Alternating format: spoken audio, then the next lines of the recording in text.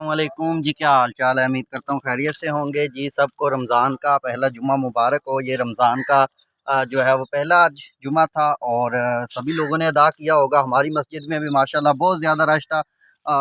Double floor है तो दोनों फ्लोर पे काफ़ी ज़्यादा जो है वो लोग थे, तो दोनों फ्लोर ही फिल थे। मैं दरअसल आया था ये आज ना सरसों जो है वो काटी थी, तो वो देखने आया था कोई उठा के तो नहीं ले गया। रमज़ान है बेशक, लेकिन उठाने वाले जो है वो चीज़ें उठा ही लेते हैं। उनको ये चीज़ से नहीं होता कि रमज़ान है या कोई जो भी है, उनकी नज़र में सब कुछ एक ही होता है। तो वो सरसों वगैरह मैं देखने आया था, तो लेकिन आज ना एक मस्जिद में बड़ी अजीबो-गरीब चीज़ जो है वो हुई है। तो उस वजह से मैंने सोचा कि वो आप दोस्तों के साथ शेयर करते हैं और इसकी राय लेते हैं कि आप लोगों के नज़दीक ये चीज़ होनी चाहिए या नहीं। तो ये सरसों पड़ी हुई है, ठीक है, ये देखें कटाई की थी इसकी, तो कटाई करके ये रखी हुई है। सही है, तो आज ये उठा के ले जाएँगे इंशाल्लाह। तो सिर्फ ये पूछनी थी आप लोगों से कि वो कौन सी ऐसी जगह है या वो कौन सी किताब है या वो कहाँ पे फरमान जारी हुआ है या वो किस आलम ने, किस मौलवी ने या किस खतीब ने वो कोई जो है वो नुक्ता रखा है कि अगर मस्जिद में बच्चे चले जाएं, अगर मस्जिद में बच्चे चले जाएं तो उनको जो है वो पिछाड़ के पिछली सफ़ में भेज देना या उनको दबका लगा के, मतलब कि धमकी लगा के मस्जिद से बाहर निकाल देना। मैं सिर्फ ये चीज़ आप लोगों से पूछना चाहता हूँ। काइंडली आप लोग कमेंट्स में बताइएगा कि ये चीज़ कहाँ पे लिखी हुई है। अगर तो कहीं लिखी हुई है तो वो मुझे दिखाएं कि यहाँ पे लिखी हुई है। आलिम दीन बैठे होते हैं, सारे बैठे होते हैं, कोई इस बात पे फ़िक्र नहीं करता। हाँ, मैंने ये आलिम दीन से ही सुना हुआ है, बहुत सारी तकरीर में भी सुना हुआ है कि मस्जिद में जब हुजूर हमारे नबी पाक सल्लल्लाहु अलैहि वसल्लम मस्जिद में बच्चे देखते थे तो वो खुश होते थे कि हमारी आने वाली जो नस्लें हैं वो सुधर जाएंगी। बस मस्जिद में बच्चों का आने का ये सबूत होता है कि आपकी आने वाली जो नस्लें हैं वो सीधे रास्ते पे हैं। तो हमारे नबी इस बात से खुश होते थे कि आने वाली जो नस्लें हैं वो सुधर जाएंगी। जबकि हर जगह पे है कि बच्चों से प्यार करो, सही है, लेकिन हमारी मस्जिद में एक अजीबो-गरीब ये वाक़या होता है कि पता नहीं लोगों में शऊर नहीं है, अक्ल नहीं है कि एक बच्चा जहाँ पे खड़ा हो गया है, मैं आपको दिखाता हूँ, मेरे साथ चलें, मैं आपको ऐसी पचासों मस्जिदें दिखाता हूँ, पाकिस्तान में दिखाऊँगा, पाकिस्तान के अलावा ऑल ओवर वर्ल्ड में आपको जो है वो लोग दिखा देता हूँ, जहाँ पे ये कानून है कि एक बड़ा आदमी खड़ा है, उसके साथ बच्चा खड़ा है, एक बड़ा आदमी खड़ा है, उसके साथ बच्चा खड़ा है। वो तरतीब के साथ खड़ा करते हैं ताकि बच्चा आपको देख के उसको नमाज आ जाए, उसको तरीका पता चल जाए। और ऐसी जगह भी मैं दिखा देता हूँ जहाँ पे उन्होंने रजिस्टर रखे हुए हैं। ये हाज़िरी वाले स्कूलों में रजिस्टर होते हैं ना, जहाँ पे हाज़िरी लगती है, वो बच्चों की हाज़िरी लगाते हैं। जो बच्चा 30 दिन पूरे नमाज़ पढ़ने आता है मस्जिद में, 30 दिन 40 दिन नमाज़ पढ़ने आता है, फिर उसको कोई गिफ्ट देते हैं, वो अच्छा सा सूट लेके देते हैं, चप्पल लेके देते हैं, जो बच्चों की चीज़ें होती हैं खेलने वाली, किसी को साइकिल ले दी, और जो ज़रूरतमंद जिसकी जो ज़रूरत हुई, या बच्चे से पूछ लिया भैया आप क्या चाहते हैं, क्या लेना चाहते हैं, तो वो चीज़ लेके देते हैं उसको। तो ये कौन सा कानून है कि बच्चों को मस्जिद से बाहर निकाला जा रहा है। और मैं ऐसी जगह भी आपको दिखा देता हूँ जहाँ पे बच्चों को मस्जिद में लाने के लिए टॉफ़ियों का लालच दिया जाता है, क्योंकि बच्चे लालची होते हैं ना, तो उनको लालच दिया जाता है कि ये आपके लिए टॉफ़ियाँ हैं, ठीक है, तो हम आपको टॉफ़ियाँ देंगे। तुर्की में जब तैयब उर्दगान न्यू आया है तो उसने तुर्की में लाइव दिखाया था कि वो मस्जिद के बाहर उसने कुल्फ़ियाँ लगाई थी, फ्री, गवर्नमेंट की तरफ से मस्जिद में कुल्फ़ियाँ लगी होती थी कि जो भी बच्चा नमाज़ पढ़ के निकलेगा उसको फ्री कुल्फ़ी दी जाएगी। तो कुछ ममालिक अपने बच्चों की तरबियत कर रहे हैं और कि वो आगे बढ़ें, वो मस्जिद में आना सीख जाएं। और माशाल्लाह जहाँ पे मस्जिद में बच्चे जाते हैं वहाँ पे क्या किया जाता है, कुछ पढ़े लिखे लोग और कुछ जाहिल लोग उनको कहते हैं कि आप पीछे वाली सफ़ में चले जाएं। हमारे इमाम का कोई कसूर नहीं है। हमारा इमाम दरअसल है सीधा सादा बंदा, मतलब कि वो उसको जिस तरफ कह दो वो लग जाता है, वो अपने फ़ैसले कम करता है।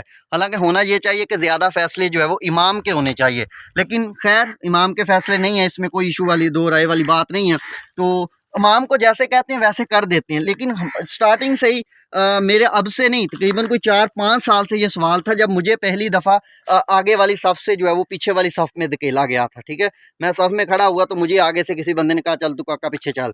तो तब से मेरे जहन में सवाल था कि हमारा इमाम ऐसा ऐलान क्यों करता है कि जो बच्चे हैं वो पीछे चले जाएं और सियाने, मतलब वो ऐलान इस तरह से होता है कि बच्चे पीछे चले जाओ तो सियाने आगे आ जाओ, जबकि सियाने मेरे ख्याल में सियाने नहीं है अब, ठीक है। तो आज भी यही कुछ हुआ है कि आगे आगे वाली सफ़ से जो है वो देखें, एक मिसाल आपको दे देता हूँ, आगे गाड़ी जा रही है होंडा सिविक की, पीछे उसके बाइक लग गई है, उसके पीछे फिर होंडा सिविक की गाड़ी है, तो प्रॉब्लम किसको होने चाहिए, आगे वाली गाड़ी वाले को या पीछे वाले को? जाहिर सी बात है पीछे वाले को प्रॉब्लम होगी ना, क्योंकि उसके आगे बाइक है तो वो समझे कि मेरी तौहीन हो रही है, या मेरे आगे बाइक है तो मैं गाड़ी नहीं दौड़ा सकता क्योंकि बाइक आगे जा रही है, तो उसको प्रॉब्लम होनी चाहिए ना। अब जो आगे है गाड़ी पे उसको क्या प्रॉब्लम है, उसके पीछे बाइक है, साइकिल है, उसको क्या प्रॉब्लम है? अब यहाँ पे जो बंदा आगे खड़ा है वो पीछे वाले बच्चों को कह रहा है चलो चलो तुम बाहर चलो। ये कौन सा रूल है? ये कैसे मुसलमान है आप लोग? कौन से मुसलमान है आप लोग? मुझे तो ये समझ नहीं आती ये कहाँ पे लिखा हुआ है। अच्छा, बाद में नमाज पढ़ने के बाद कह रहे हैं देखिए बच्चे ने यहाँ करता, देख खुदा का नाम लो यार, क्या हो गया है? कहाँ से यार बच्चे आज मस्जिद में नहीं आएंगे तो कब आएंगे?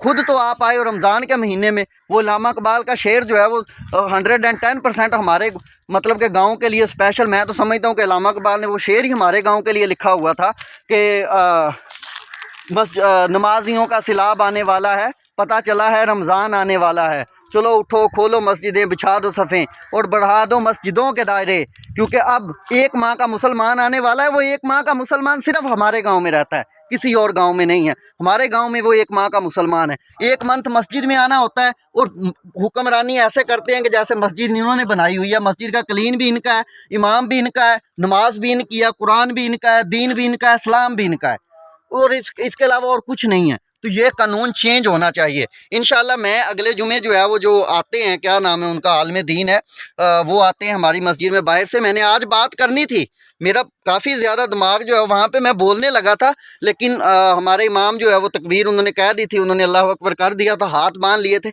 इसलिए उस वक्त मतलब कि ये बात नहीं हो सकती थी। सही है, मैंने फुल मूड था मेरा कि मैं उस आलिम से पूछूं कि मुझे कहीं एक जगह पे दिखाओ जहाँ पे लिखा हो कि बच्चे मस्जिद के अंदर नहीं रह सकते, या बच्चों अगर बच्चे अगली साफ में खड़े हैं तो उनको धकेल के पीछे कर दो। अगर बच्चे मस्जिद में बैठे हुए हैं तो उनको कहो चले बाहर चल, तेरा इतना काम है, चल बाहर नमाज पढ़ ली। ये कौन सा कानून है? मैंने खुद देखा है, हमारे मोहल्ले का बंदा है, वो 3-4 दफ़ा ऐसा वाक़या हो चुका है। वो बच्चों को कह रहा होता है चलो चलो चलो बाहर चलो, जैसे मस्जिद यार उसने ठेके पे ले लिया। खुदा का कुछ खौफ करें यार, अगर बच्चे मस्जिद में आते हैं तो उनकी हौसला अफजाई करनी चाहिए कि हाँ बेटा वो नमाज़ पढ़ने आता है, तो बच्चे इस तरह से नमाज पे आते हैं। तो हो सके तो इसको पैगाम को आगे भी भेजें, और अगर चैनल पे न्यू है तो चैनल को सब्सक्राइब कर लें, और देन आप इसको शेयर कर दें ताकि किसी और जगह पे ऐसा वाक़या होता हो तो वो भी इसको जो है वो कंट्रोल करें जी। ओके, अल्लाह हाफिज़।